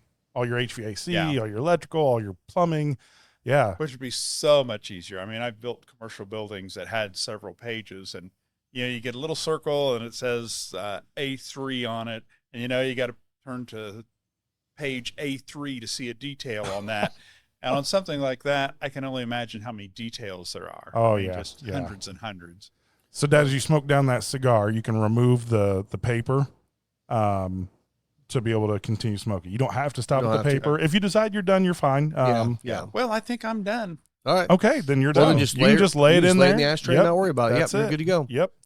That's So- the proper way to be able to. Next year, the year after, Yeah. I can have another There one. you go. All right. Well, maybe we need to make this an annual Father's Day thing. So Hey, that this could would be great. absolutely work. You get your one cigar a year. Yeah, you go. I can do that. So live update, even though this is not a live show, the Fever are up 47-43 on the Sky at halftime. So there we go. so Okay. come The on, Mike, keep it Sky are going, pretty baby. good, right? Aren't they? no, both teams have 4 wins on Oh, the okay, season. so they both Yeah, suck. All They're right. both not real good. Yeah. So I will say let's the talk Fever- about that for a second. The because Fever are coming. I mean, they're playing better. They're coming around a little bit. I will say one thing. I am definitely in the camp that I think Caitlin Clark is great for the game. I don't care if she was not in Indiana or not. I think she's great for the game. yes. I do feel like she got snubbed for the Olympics. Honestly, even if she's not the player for the Olympic team, she's going to draw the crowd, and she's who people want to watch. Yeah. There's a reason why every time the Fever go anywhere, they have to go to a bigger arena because they're coming to see her. Yeah. Yes, they're coming to see the other girls too, and they're all stepping their game up big time right now. Well, they should all. Like, that's a great opportunity. It's a Why great are you, opportunity. And I don't mind some of the, I don't know, some of the banter and kind of trash talk that's going on. It's I going to think make her tougher. I think it's not only going to make her tougher, but it helps the game. yeah, Right? It really does. People like to see that. I mean, a little chaos. look, when somebody crashes somebody else on the racetrack in any series, I don't care. You can go to Anderson Speedway here, like quarter mile, right? And you go out and you watch the Thunder cars, which are pretty much like the shittiest cars on the planet. They barely haven't run an engine. They're out there trying to race. And some guy runs the other guy off into the wall. They get into a fight. Not kind of a fight. They get into a fist fight. Yeah. I mean, sometimes if both of them crash, I've seen a guy go pull the other guy out of the car just to beat the hell out of him, right? And that does get people interested. I'm glad to see that she is not taking it personally. No, She's saying this is part of the game. I'm a rookie. I'm still learning. She's saying all the right things, and everybody is really coming down on her. I don't know if you've seen it, Dad. Oh, I have, and I've Yeah. been really impressed because it's like, yeah, but we beat your ass. I mean, that's the way she is. You Exactly. know? Yeah, Yeah. go ahead, be mad at me, but we won. Yeah. Well, and I think they were like 1-8, 1-9, and now they're 4-10. So Yeah. they're starting to win a few games. I mean, obviously they're not a playoff contender. They're not even Well, they're close young. to that. I mean, she was the number one pick. They had the previous number one pick, so Yeah. they've got young players. And last year's And you're number a one target. pick was the rookie of the year last year. Yep. Now Caitlin's more than likely, and there's no way in the world she's not going to be rookie of the year this year. I don't think, unless she gets injured. The they other got- the other girl that's in contention is doing really She's well. doing I can't well, but remember her she's- name, but but she's not what Caitlin's doing. I would agree. Caitlin will continue to come on strong and probably finish out the And season. honestly, if they snub her on that, oh man, talk about she'll being be pissed a- off year 2. I kind of feel like she has some of that Michael Jordan. Like I didn't kinda get does. it. Why didn't I get on the varsity team as a sophomore when I was in high school? Yeah. Right? Or why he got cut? I think is what He it did. was. He got cut. Yeah, he got cut like his freshman or sophomore year from the high school. I guess because he basketball was team. too small.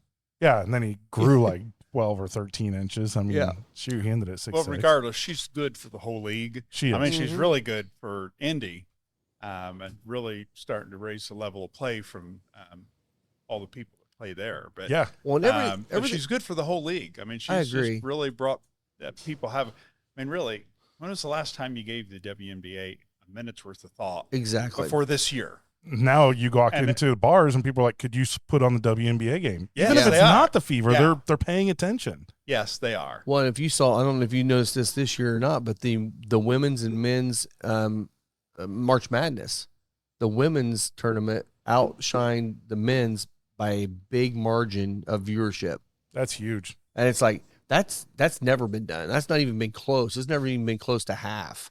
And, it And was this probably year they because out- of her, right? It was. Yeah. They wanted to Oh, see her yeah. do something. I mean, I tuned in. I watched some of Oh, those yeah. games. It's amazing what one person can do for a sport, isn't it? it is. And- Never discount the capability of an individual. Right. I mean, look, we're all in this together. There's no question. But you still see individuals that go out there and do really great things. And it always drives me nuts when people are like, the individual doesn't count. I'm like, you don't know what you're talking about. Yeah, All you got to yeah. do, you can look in sports, you can look in business, you can just look in people's lives where there's somebody that steps up and does the right thing. That's an individual doing it. Yeah. Which means go vote this year. That's You true. know? You know? Seriously. Yeah. Every individual, go vote.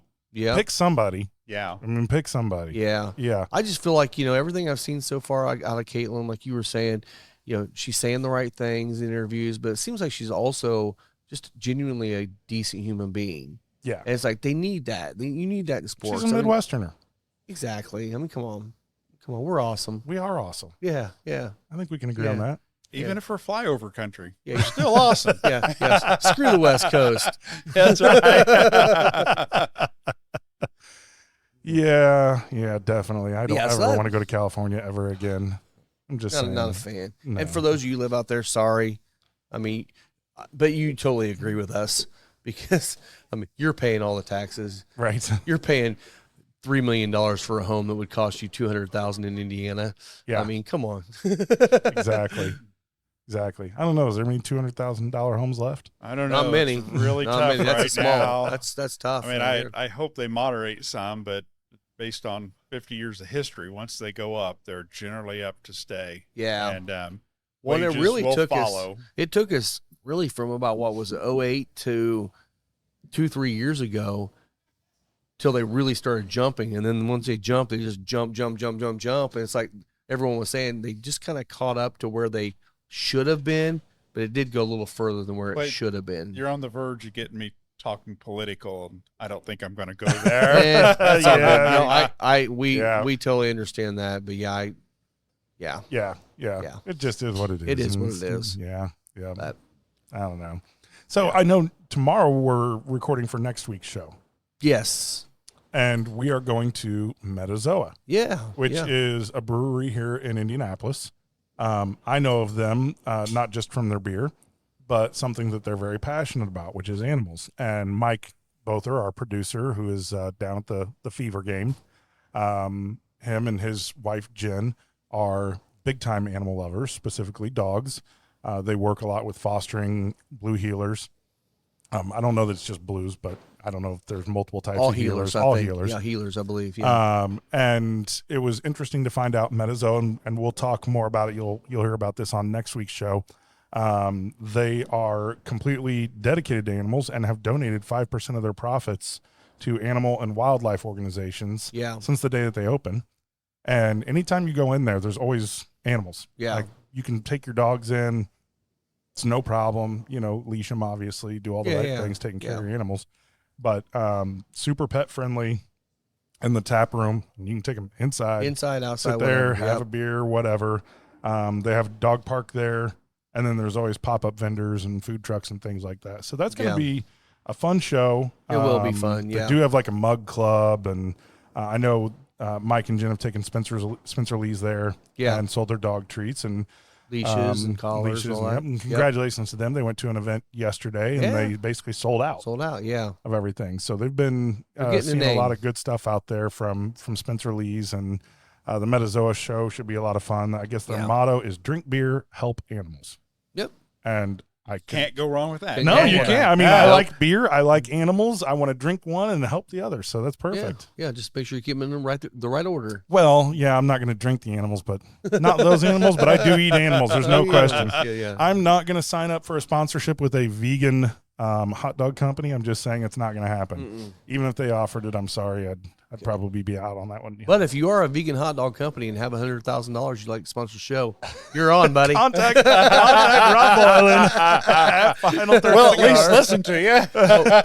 We'll take your money. We'll eat your hot dogs on the show for that. Oh yeah, Scott, I would take one for the team. Yes, I mean, you ate a dog biscuit on the show. I so.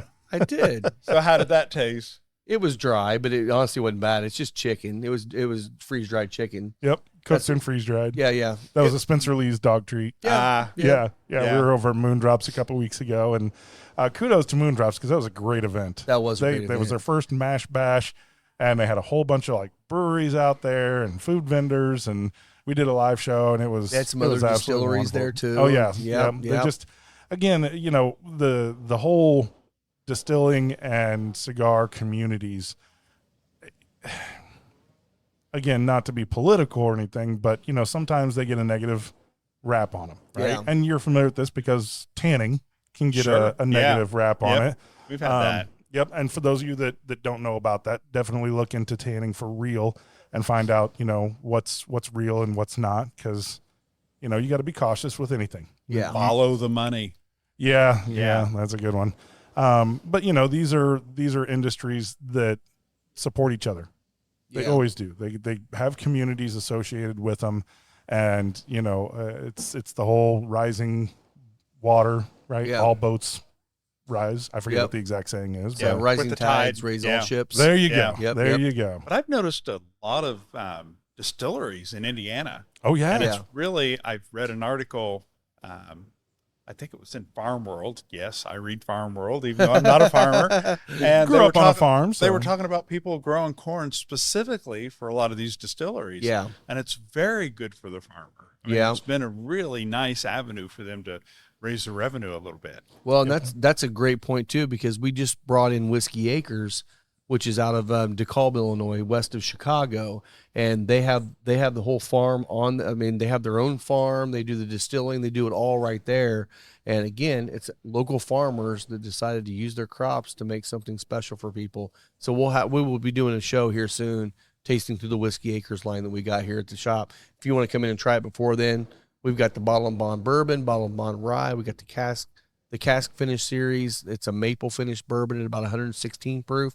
All three are delicious. And thanks to Indiana Small Batch for getting them into the state of Indiana. Yes, absolutely. It always takes a distributor to get somebody into a state. And so really happy with the work that they did and going up and meeting with Whiskey Acres and getting that deal in place so that we could all enjoy their whiskey, because it's great stuff. If you're a cigar bar or a bar in general, or just a restaurant that serves liquor and stuff, if you don't know who to contact with Indiana Small Batch, reach out to us. I can get you in touch. This is definitely a brand I think we need to get behind. They're great people, first of all. I mean, it's kind of reminds me of like a Starlight kind of thing, where they're good people making great products and they're doing it all. And that's the kind of people we want to get behind. So yeah, definitely reach out to us on that. Yeah, no question. I love that whole farm to to bottle.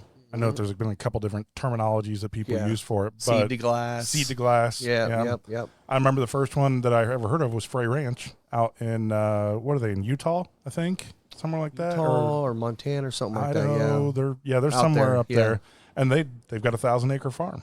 And all of their grain that they use in their whiskeys, they farm it, bring it in, they send it out to malt. Almost, right, yeah. Almost if you're going to do barley, which it, I don't remember if they have barley or not in there. They might use enzymes. I'm not sure. I think they actually do use barley because I'm pretty sure they have a 4-grain, so that would definitely have barley in it. They'll send the barley out to get malted, which is really expensive. Or they'll just buy malted barley already if they need to, rather than their own. Because doesn't Whiskey Acres they grow their own? They grow their own, but then the issue with that for them is they have to send it to get it malted. And there's no malter around them, so they're sending it to Iowa or to Lebanon, Indiana. Yeah. And they have to send it there, ship it back, and by the time they get it back, it costs them about 10 times what it would be just to buy the malted barley from somebody. So they like the idea of everything they put in their product is theirs, but at some point you're like, okay, this cost is absolutely stupid for malt, for 1% or 2% of malted barley. Yeah. So a lot of them just end up buying it, but I don't know about Frey Ranch for sure. Yeah, I don't remember. And they might have a malter out there that we don't, because that's possible. So far away from us. And we do want to get out there to what is the malter over there in Lebanon? I always forget their name. Sugar Creek or something? I think that's it. Sugar Creek? Something exactly like what do they do? So the malting process, this happens with barley, and it's used for a lot for beer, but also a little bit in whiskey. It's used a lot in Scotch. Yes. So single and malt Irish. Scotches and Irish whiskeys typically come from barley, not from corn. That's the differentiator from bourbon versus like a Scotch whiskey, is corn as being 55% or more in bourbon versus barley. And to malt barley, you want to get the sugars, because the sugar is what gets turned into alcohol by yeast. So to get the maximum amount of sugar, you actually put all the barley out on a floor and you spray it with water. And then you heat the room up and it causes it to germinate. And as soon as it germinates, then you dry it like aggressively to stop it from growing. You kill it. And that point, when it just pops open and just starts to germinate, is when you get the maximum amount of sugar in that grain. Who figured this out? I mean, so it was actually alchemists. That's actually a great thought. Yeah, so it was alchemists. We found out about this from Alan Bishop. Alan talked about it, but we also did the tasting that we did over at Will's with Oh,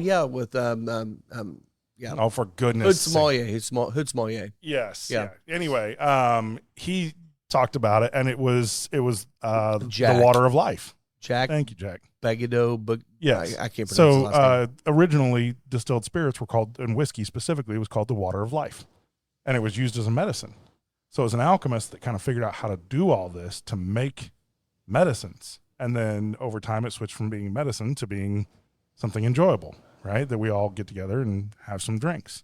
But it was all built out of just doing medicinal stuff initially with alchemists forever ago. They actually discovered the fermentation process, which is you take a grain or a fruit and you add water to create a mash. In the case of like beer and whiskey, you're going to add heat to do that. In the case of fruits, you don't have to add heat. And you create a cereal. Effectively, like for distillers, they call it distiller's beer. It's also actually making beer, and when you pitch the yeast, you're cooking the grain to pull the sugars out and get it into the water. Then you pull the grain out. Then you add the yeast at a temperature that the yeast can survive and flourish. And it's actually a biological process, not a chemical process, because yeast are living things, and they go out and they eat the sugar. And the waste is carbon dioxide and alcohol. And so then for distilling, you take it and you take that alcohol, the mash that's now the distiller's beer, and you heat it up, and alcohol vaporizes at a lower temperature than water. So that's what happens is all the vapor comes up while all the water stays there, and that vapor is the alcohol, but it carries a bunch of other stuff. Coils and stuff. And the coils to condense it. Exactly. Yeah. And then you drip it out, and that's how you get the distilled product. And so that's you can have different grain mixes, you can have different types of yeast. This is like all like really good information to understand when you look at a bottle and it says, oh, this is 65% corn, 25% rye, 4 and 6% wheat and barley, right? Yeah. Now you understand it's these different grains that have then been created to make this whole mash, and then that mash gets fermented, and then it gets distilled, and then it gets put into a barrel. And you have a flavor that's the white dog that is can be very good. Some people don't like it. Some people it's very off-putting. It just depends on your palate. But then when you age it, it really tampers a lot of the more aggressive flavors down and blends them, and then adds a lot of flavor from the wood. And the wood is always charred in the case of bourbon. In other things, you may just have casks, just wood casks, right? So you might put sherry or you age wine, and then you take that same barrel and you can empty it of its wine or its sherry or mead or whatever, and then you can put whiskey in it, and it will impart flavors from what you previously aged in the wood as well as the wood itself. Yeah. And so we get finishes, we get all kinds of unique stuff. I would assume that's some of that stuff that the distiller's never going to tell you exactly what they do to get this particular and that's the flavor. thing. Even if they did tell you exactly, doesn't mean a thing. Yeast strain. There's probably millions of strains of yeast. So every yeast strain is going to pull off different flavors, different kind of tannins and stuff out of some of that stuff. Everyone's going to be a little different. So they'll tell you sometimes everything. Sometimes they'll tell you the entire thing. Every single thing. But I will say the one thing I feel like most distilleries are pretty clear on is like Heaven Hill, for example. Heaven Hill had that big fire a few years ago, and their yeast strains that they've had for generations were stored in this one home that was close to the fire. They had to climb in the window to save those yeast strains, because if they lost those yeast strains, they lost Heaven Hill. Yeah. I mean, at least what they had. So those yeast strains sometimes is the gold that they keep forever, because corn and grain, all that stuff you can buy. Yeast strains you can't recreate if you have the special yeast strain. So, but even then, we're still talking about a product that comes from things that are all natural. Yep. So to Rob's point earlier about you can only fill a barrel with 125, 135 proof, whatever. The reason is because anything more than that, and you start to lose the grain elements, because there's phenols that will go with the alcohol, like oils, that they won't vaporize, but they'll attach themselves to the vapor particles, and they'll go up and then get condensed. And so you maintain flavor from the original grain. You're not just pulling like pure ethanol. Right. It's still got other stuff with it. And you're talking 170 to 172 degrees to be able to get your ethanol out versus 212 at sea level for water. But all that stuff, it's so variable, right? Well, that means that the phenols are coming from corn that was grown in a wet season or a dry season or different variants or whatever it may be, right? There's so many things. And that's why when you're dealing with a single barrel, you're getting a product that will never be repeated, because it is a single barrel. You're dumping a barrel, all of its contents, and bottling it as is.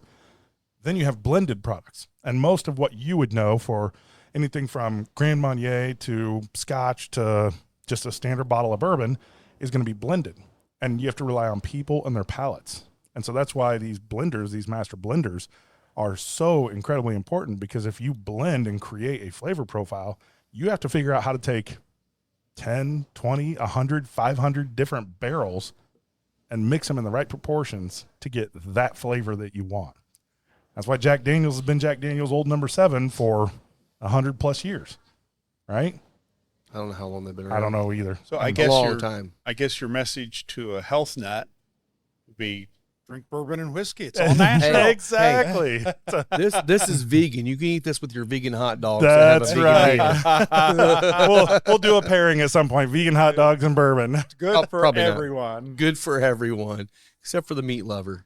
Well, like we said, I mean, it's the water of life, right? It is. That's the idea. And you said something earlier, and it's kind of funny, because I remember being involved with and being involved heavily in the church, and certain churches were very, very nervous when people would talk about alchemy.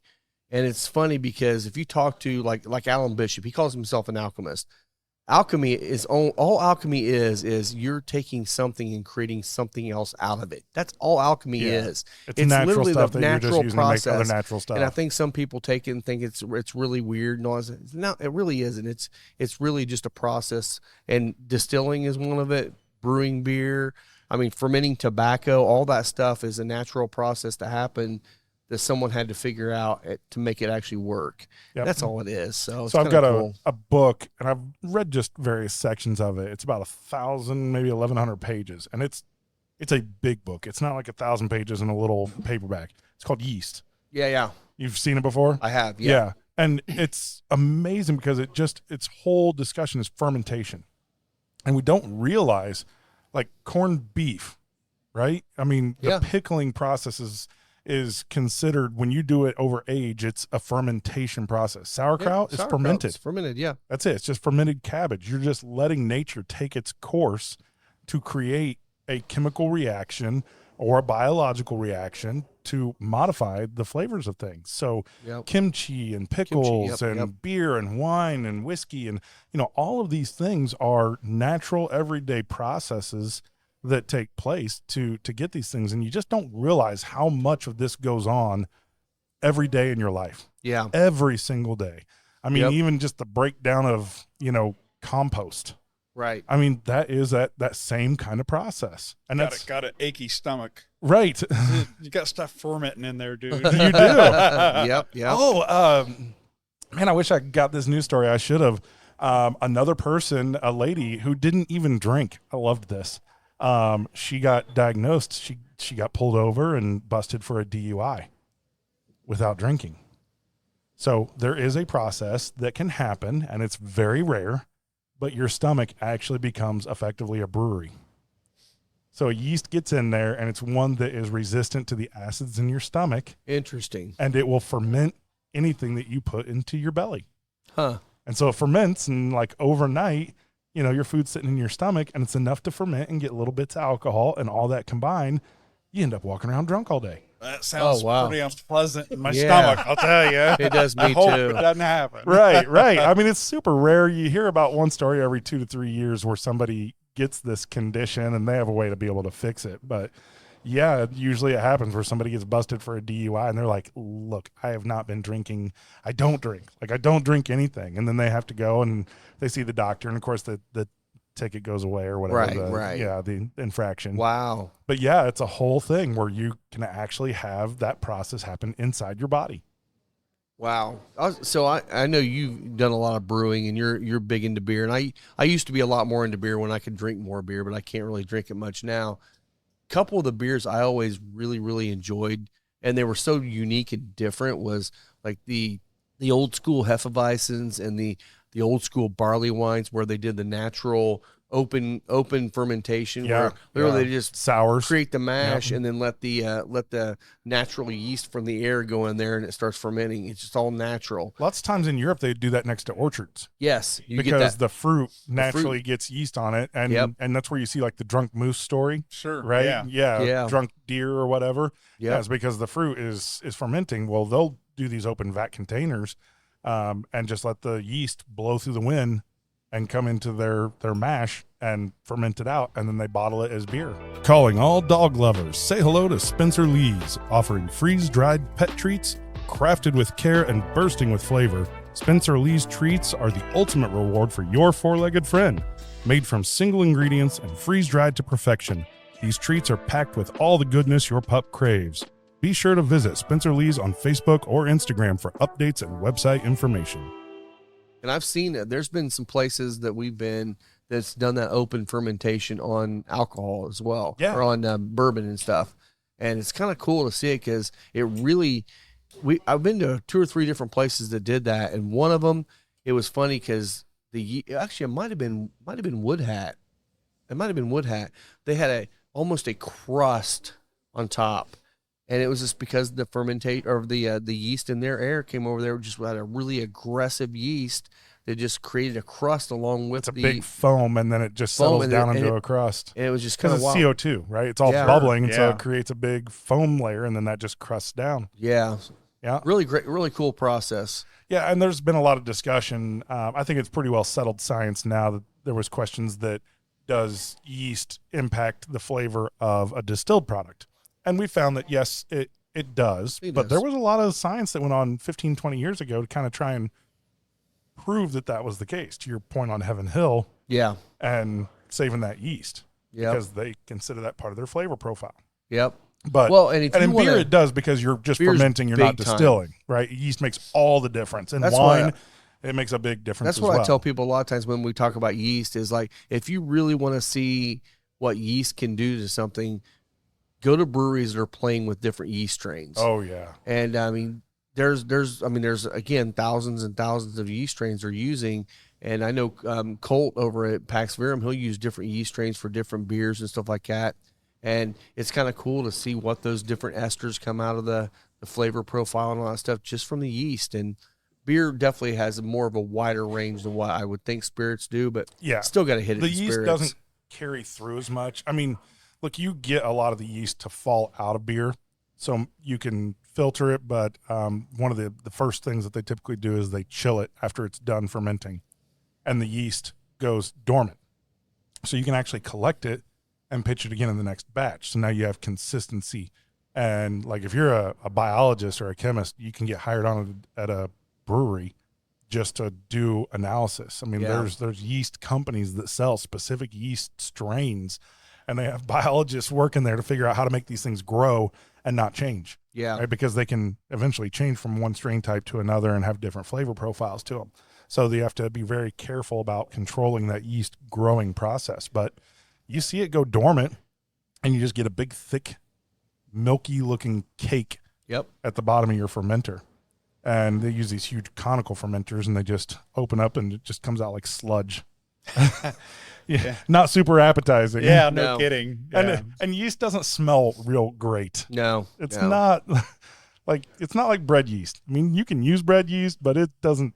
It's got the biscuits that grandma makes, the drop biscuits, and you put that yeast in a warm cup of water to get it to bloom. And if you put your nose down there and smell, not real great. No, it isn't real great. It's amazing that something that smells that terrible can impart such amazing flavors when you use it in the right process. Yeah. So, yeah. Well, cool. Anything else we want to talk about? There's got to be some other things we want to talk about. I mean, we got some things coming up, which we won't share much about that yet until it happens. So yeah, it's going to be a good summer, I think. We got a lot of great things coming up, and we're going to be making some trips. We definitely are going to try to get out to a couple different new cigar lounges and some other distilleries and stuff. And we got to get out to that malter, man. I really want to make that trip. I want to see that process, because I think that would be really incredible. I know Will would love to be a part of that too, because he's definitely interested in the whole malting process and learning that. Again, there's not that many malters around, so it'd be kind of cool to possibly see more of those pop up somewhere. But now, have you ever seen them do the Scotch when they do the malting with the peat?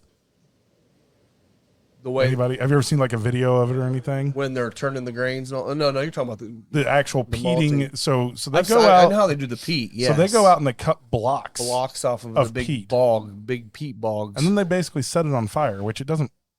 You can't get a flame out of it. Well, in Indiana, it smolders. Indiana, you think of peat as the stuff you used to fish. The peat moss, right? Exactly. And the peat bogs in Scotland are.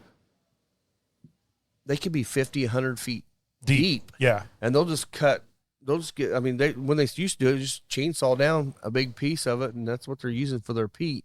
And it's like, it just naturally grows there because that's how that's how they dry their grain.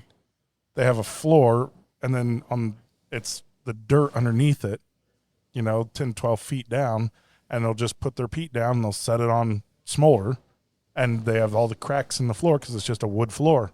And all that smoke comes up and it dries out the grain, but it also smokes it with the peat flavor. Yeah. And so that's how you get a peated Scotch. Yeah. Which is really, really popular for some people. And other people are like, this is the worst thing I've ever drank in my life. I do like peated Scotch. I like peated Scotch. But it is probably a little bit more acquired flavor. Someone yells burnt Band-Aids and the iodine. I'm like, I'm in. That's the flavor profile. Does that sound good? Yeah. Burnt Band-Aids and iodine. Yeah. I'm trying to think if we've got any other major events that are scheduled. Do you have a future cigar event coming up? This Friday, we've got Jake Sanders from Crowned Heads coming in. We're going to be doing an event with him, hang out with him. If you haven't met Jake, get out here and meet him. He's a great guy. Yep. Doing a great thing with Crowned Heads. We've got several boxes of the blood medicine still left. If you're looking to get in on some of those before they're gone, goes great with a Bloody Mary. Goes great with a Bloody Mary. Goes great with coffee. I mean, it's just great. It's a great morning cigar. And honestly, it holds up any time of the day. But I think it's definitely that first of the day. For those that like the more aggressive cigars, in the evening, this one's better early and midday. Yeah, I agree. But I could actually call it a lawnmower. You could. Cigar. Yeah. Yep. And that's a good one. The ones that came in the boxes are Toros. If you ever had some of the event packages before, they were Robustos. So this is going to be a little bit longer smoke. But yeah, come out here for those. We've also got a bunch of other boxes. We got a lot of the Mil DS special releases over the last year or two. I've still got some of those. We'll have all those on special for the event. So it'll be a good time to stock up your humidor for the summer. Absolutely. So I think we're probably ready to wrap it up. Yep. I hope everybody really has enjoyed their Father's Day. Yeah. I know that this was a special treat for me having you out, Dad. I really appreciate you joining us. Thank you very much for inviting me. No, thank you for coming. It's been a pleasure to be here. That's great, man. I appreciate you coming. Yep, and we'll probably end up sitting down here and watching a little bit of all this U.S. Open action. Yeah. I'm excited about that. I think that's about it, isn't it? All right. Yep, it is. All right. Well, guys, you can follow us on Instagram at Final Third Cigar. You can follow me at Scotty D Smokes. Dad, I don't think you'd really do social media, so you don't have to worry about it. Nope, can't follow me. If you want to reach out to him and he'll tell him. Exactly. You can find Midwest Remodeling and Bronze Bay both out there. Small Absolutely. businesses. Go out and support them. And until next week, cheers. Cheers. Thanks, guys.